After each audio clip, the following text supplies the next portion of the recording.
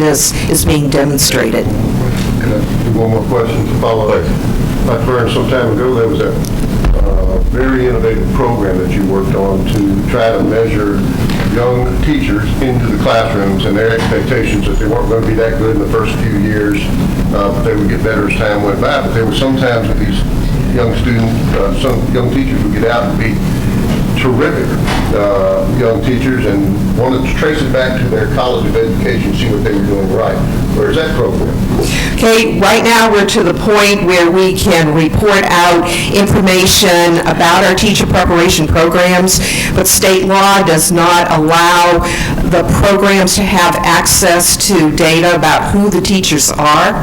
And so one of the issues that we're going to be talking about at our advisory council meeting next week will be trying to find ways in order to provide our campuses with data so that they can actually do what you were just talking about. I guess I should save these questions till the next meeting. Thank you, Jim. Thank you, sir. Thank you, Dr. Burns. We have a motion and a second. Is there any opposition to the motion? Hearing none, motion passes. We'll now move to item 5, military and veteran-friendly campus, initial designation. Dr. Denby. Act 232, co-authored by Representative Henry Burns and 68 others during this year's session, directs the Board of Regents to establish a process for designating an institution as a governor's military and veteran-friendly campus, and it included the specific guidelines for eligibility.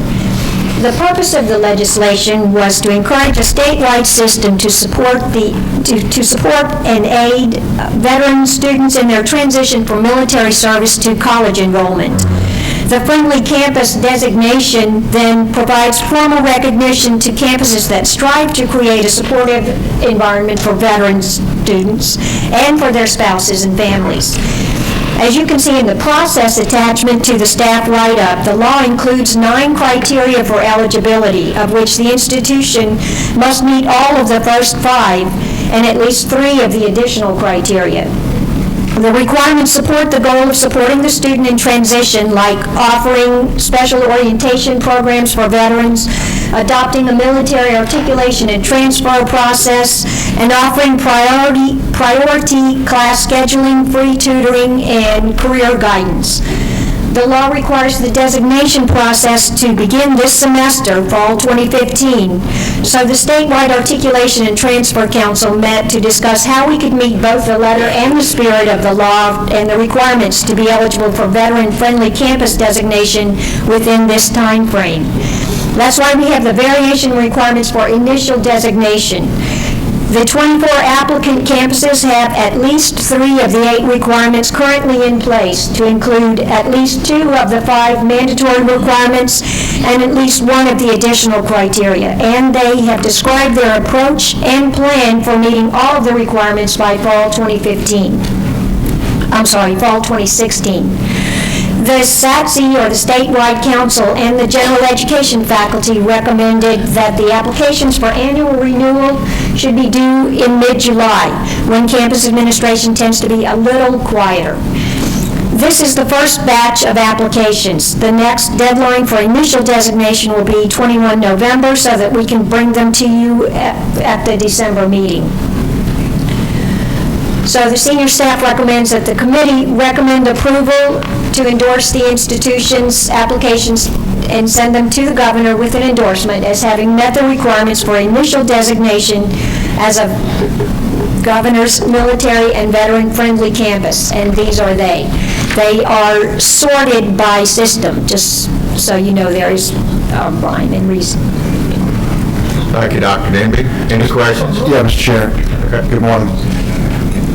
So I might have missed it. I'm looking at all the information here, and I think I listened, but I didn't hear anything about what's in it for the campus. What if they make the application and they meet the criteria?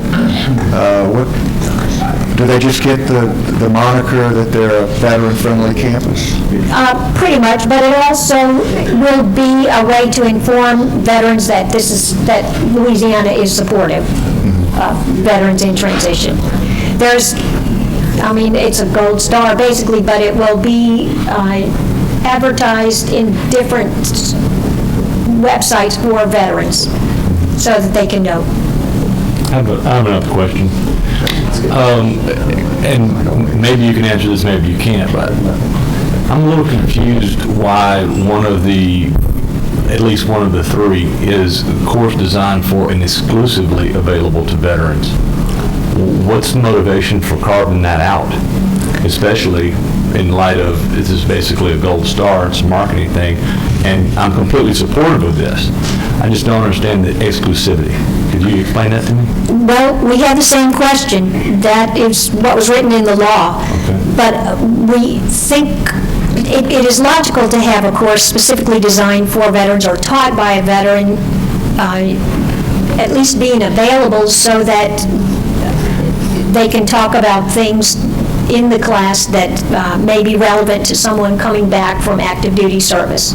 I understand, and exclusively designed for and taught by are not exclusively available to. And that's a little odd to me that we're going to carve this out and exclude what should be an enriching program into a set-aside program. That disturbed me a little bit, but you answered my question. It was written into the law. This is nothing that we had anything to do with. That's correct. Odd. Now, you'll notice that one of the alternatives for that course was an orientation program. So what many campuses are planning on doing is many campuses offer a 4-credit first-year experience type course to help orient a student to being a college student during the first semester. That's a logical place, I think. Understood. That one was just, it kind of actually went against the spirit of the whole thing, and that's why it struck me. Yes, sir. Thank you. When the history of the legislation, was there a discussion about that issue, the exclusivity, during the legislation process? I'm not aware of one, no, sir. I was just wondering what the rationale for that was from their perspective. Okay. Good question. Any further questions? Do I have a motion to approve as presented? So moved. Second?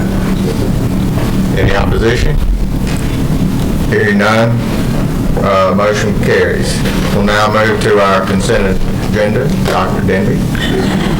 The consent agenda includes a request for termination of a Bachelor of Science in Middle School Education, grades 4 to 8, concentrating in math and science at Louisiana Tech, and the routine staff reports. And we recommend approval of the items, unless you have any questions. Would anyone have any? I just have a question, obviously, sorry. Do they have anything, because they're talking about a shortage, do they have anything that's that plan on kind of replacing or taking the place of or trying to make up the shortage? Yes, sir. You mean the shortage of middle school teachers? Right. Louisiana Tech has a You Teach Tech program where they incorporate minors in teacher education into STEM majors. And so that's what they are using to replace it. The middle school education program this particular one has been a low completer for quite a while and has been maintained in spite of that. So, but they are guiding students into the You Teach Tech. And how's it doing? Well, it's just starting. Okay. But there are several campuses that have that sort of a program where you major in a particular content area and add a minor or a concentration in teacher ed. And they do generate teachers, but none of them. And Dr. Burns has some more information. Okay. I just want to point out that we're seeing more and more campuses move toward having the grades 1 through 5 and then the grades 6 through 12 certification structures instead of having just the grades 4 through 8.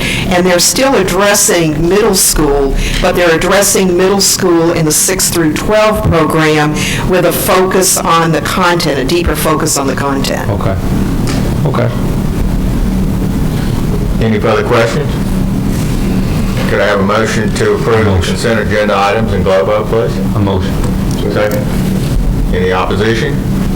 Any further discussion? Motion carries. We're now upon agenda item 7, other business. Is there any other business to come before this committee? I have one thing, if you, Okay, Dr. it's Debbie. okay. Just wanted to let you know that Southern University Law Center and the Southern College of Business will start offering a dual JD MBA degree opportunity starting next fall, 2016. It's a collaboration that allows students to combine some core and elective courses in law and business to graduate with 2 degrees when they do graduate. Of the 120 hours in the program, 84 will be dedicated to, will be earned through the Law Center, and 36 at Southern BR for the MBA. It's just for information. That's great. Thank you, Dr. Denby. Yes, sir. Dr. Dindy, I have a question on that. The combined program, does that increase the amount of time it takes to get the degrees? No, sir, actually it decreases the amount of time to get the degrees. Because the electives in both programs can be the major courses in both So programs. if I normally would go to law school and it normally take me 3 years to complete, now I can go for the same 3-year period and get both degrees. Yes, sir. LSU has a couple of those joint degrees. It's a good move so that students who are interested in especially business law come out with 2 degrees. Yes, sir. That's kind of the way I started, but it took me another 1.5 years to do that. Exactly. Unfortunately. Yes. Can I go back and get this one? Well, if you want to do it again, you certainly could.